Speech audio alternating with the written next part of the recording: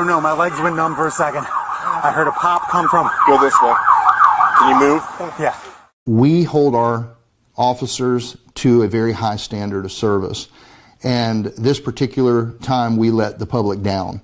Okaloosa County Sheriff Eric Aiden in this video posted to social media speaking on the incident of November 12th, 2023. While on a call with a suspect in the back seat, then Okaloosa County Deputy Jesse Hernandez reportedly claimed it was this noise that he thought was the detained suspect shooting at him. Shots fired!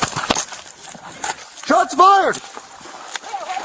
You know. Hernandez and Okaloosa County Sheriff's Sergeant Beth Roberts, who was on the scene, both shot into the patrol car.